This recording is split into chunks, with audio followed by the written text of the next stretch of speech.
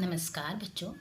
मैं उषा रानी आपकी हिंदी की अध्यापिका आज आपको पढ़ाऊंगी पाठ 2 वर्ण विचार।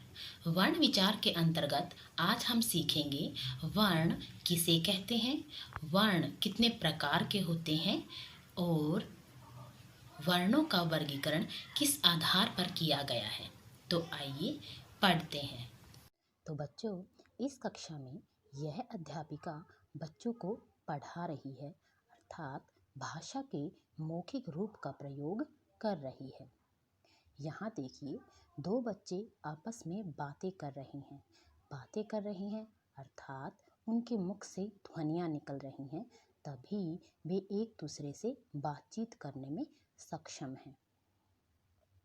इस कक्षा में अध्यापिका ने एक छात्र को अपना नाम शामपट पर लिखने के लिए कहा और यह कहा कि वह अपने नाम की सारी ध्वनियों को अलग अलग लिखित रूप में लिखे।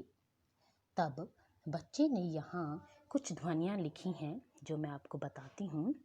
उसने लिखा अ जमा न हलंत जमा उ जमा ज हलंत जमा अ। तो बच्चे का नाम अगर आप इन ध्वनियों को जोड़ेंगे तो आपको प्राप्त होगा अनुज।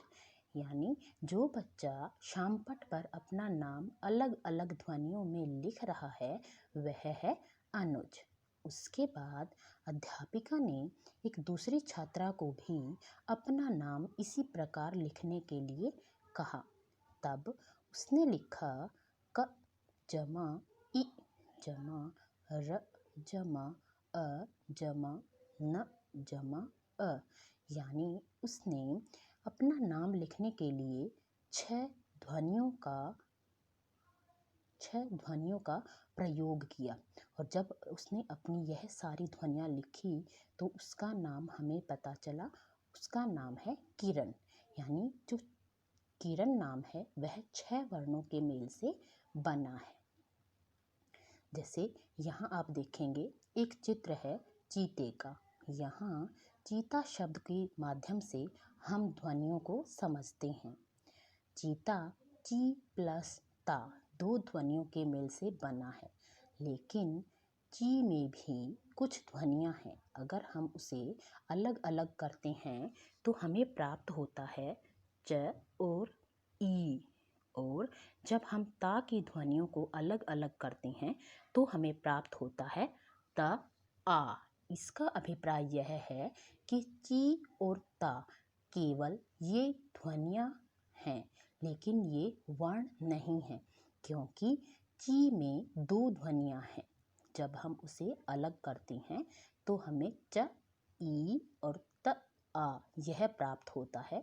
तो जब हमें च ई त आ ये सारी ध्वनियाँ अलग अलग रूप में प्राप्त होती हैं और इनके और अधिक टुकड़े नहीं किए जा सकते, ये ही ध्वनियाँ क्या कहलाती हैं बच्चों? वर्ण। क्या कहलाती हैं? वर्ण। तो अभिप्राय यह हुआ कि भाषा की सबसे छोटी ध्वनि जिसके और टुकड़े नहीं किए जा सकते क्या कहलाती है? वर्ण कहलाती है। भाषा की सबसे छोटी ध्वनि को क्या कहते हैं? वर्ण कहते हैं, जिसके और टुकड़े नहीं किए जा सकते। तो बच्चों आगे पढ़ते हैं। दोबारा देखिए इस परिभाषा को। वर्ण वह छोटी से छोटी ध्वनि होती है जिसके और टुकड़े करना संभव नहीं है। आशा है आपको वर्ण की परिभाषा अच्छी तरह समझ आ गई होगी। आगे हम बात करते हैं हिंदी वर्णों के 2 प्रमुख भेद हैं। हमारी जो भाषा है हिंदी, इसमें वर्ण होते हैं। ये वर्ण 2 प्रकार के होते हैं। यहाँ मैंने इस डायग्राम के माध्यम से आपको समझाया है और उसके 2 भेदों के नाम कुछ इस प्रकार हैं। पहला है स्वर और यहाँ पर इनकी संख्या भी लिखी गई है, 11 है। अभिप्राय यह हुआ कि वर्ण के 2 भेद हैं, स्वर और व्यंजन।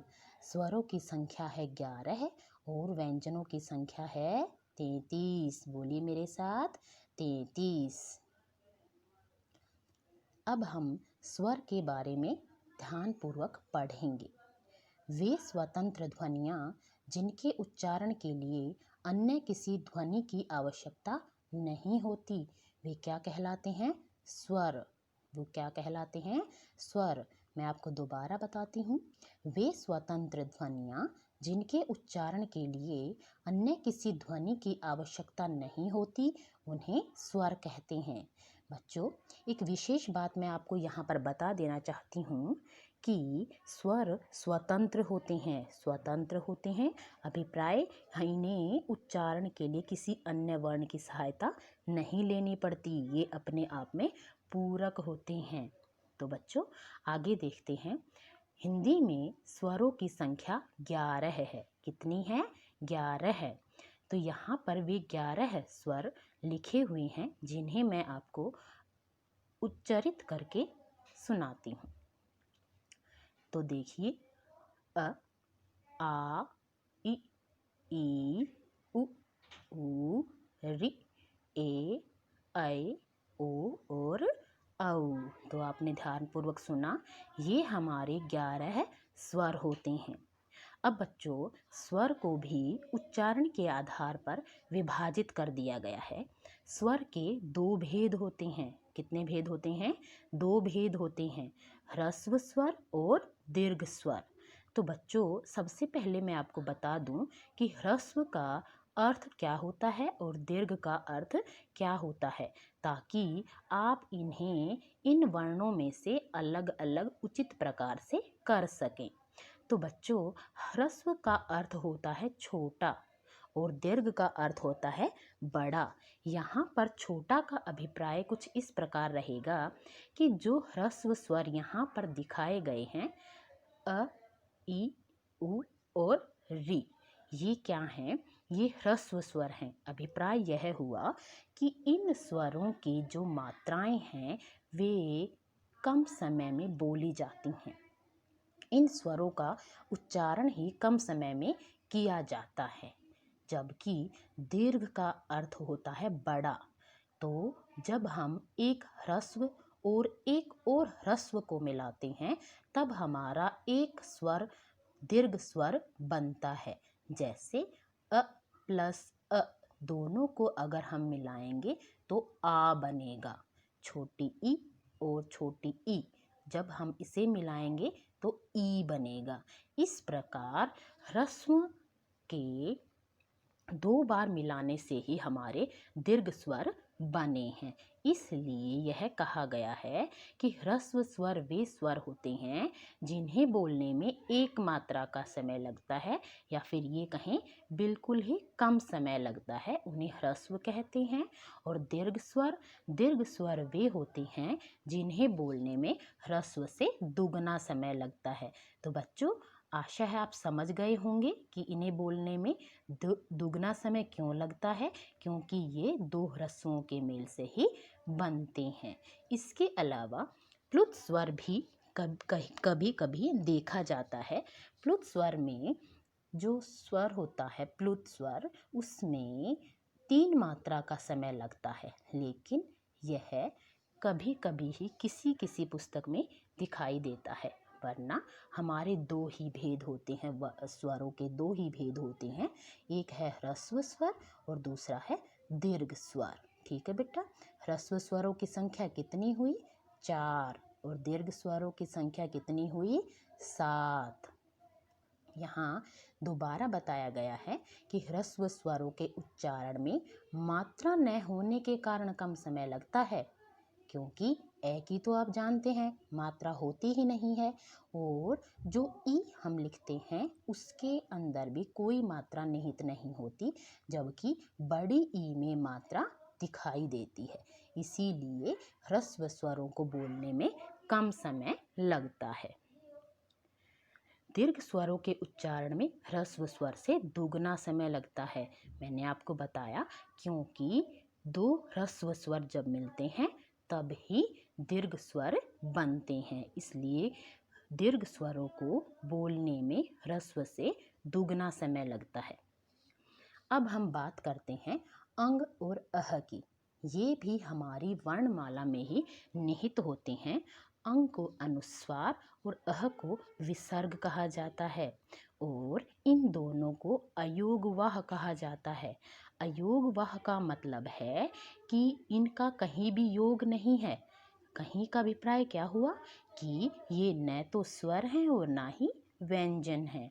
तो बच्चों समझ आया कि इन्हें अयोगवाह क्यों कहा जाता है, क्योंकि इनका योग न तो स्वरों में है और ना ही व्यंजन में है। आगे हम देखते हैं अंग। अंग का यहाँ पर चिन्ह दिखाया गया है बिंदु। शिरोरेखा से ऊपर जब हम बिंदु का प्रयोग करते हैं यह अंग का चिन्ह होता है। कुछ शब्दों के माध्यम से मैं यहाँ पर आपको बता रही हूँ कि इन शब्दों में अंग का प्रयोग हुआ है, जैसे पतंग, बंदर, झंडा और बंदूक। तो पतंग में त पर जो आपको बिंदु नजर आ रहा है यही क्या है, अनुस्वार। बंदर में ब पर, झंडा में झ पर और बंदूक में ब पर। ठीक है बच्चों। उसके बाद हम बात करते हैं विसर्ग की। विसर्ग को उच्चारित करते हैं जब हम, तो यह है की ध्वनि निकालता है। किसी भी शब्द के साथ जब इसे प्रयोग किया जाता है तो शाब्दिक ध्वनि के अलावा वहाँ पर है का आगम हो जाता है, जैसे प्रातः, नमः। ठीक है बच्चों। अब हम बात करते हैं चंद्र बिंदु की।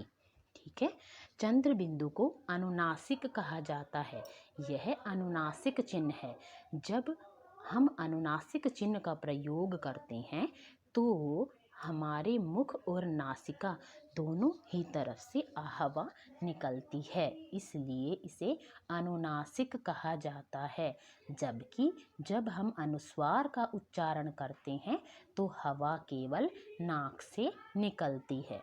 यहाँ कुछ शब्दों का प्रयोग दिखाया गया है जिनमें चंद्र बिंदु लगाया गया है, जैसे दांत, जैसे चांद, सांप और मूंछ। तो इनमें किसका प्रयोग हुआ है, चंद्र बिंदु का, अर्थात अनुनासिक चिन्ह का। तो बच्चों हमारे स्वरों में हमारी जो हिंदी भाषा की वर्णमाला है उसमें 11 स्वरों के अलावा भी कुछ आगत स्वर भी हैं, जिनमें से ओ एक ध्वनि है। यह जो अर्धचंद्राकार दिखाई दे रहा है यह ओ ध्वनि को दर्शाता है और यह हमारे शब्द का उच्चारण पूरी तरह से बदल देता है। जैसे बाल, बाल होते हैं हमारे केश, हमारे शरीर का अंग। तो बाल पर अगर यह अर्धचंद्राकार लगा दिया जाता है तो यह ओ की ध्वनि को दर्शाता है और यह बाल क्या बन जाता है, बोल। बोल यानी गेंद। इसके बाद डाल, डाल यानी टहनी। तो जब डाल पर हम यह अर्धचंद्राकार लगा देते हैं, ओ की ध्वनि को यहाँ जोड़ देते हैं, तो यह बन जाता है डोल। और डोल तो आपको पता ही होगा क्या होती है, गुड़िया। इसके बाद देखिए माल। माल का मतलब सामान, लेकिन जब माल में ओ की ध्वनि को जोड़ दिया जाता है तो यह माल बन जाता है मोल। ठीक है बच्चों। जो आज हमने पढ़ा वर्णों के बारे में और विस्तृत रूप से समझा वर्ण के भेद स्वर के बारे में। तो हम अगली कक्षा में वर्ण के भेद व्यंजन का गहन अध्ययन करेंगे। तब तक अपनी इस कक्षा को विराम देती हूँ। धन्यवाद।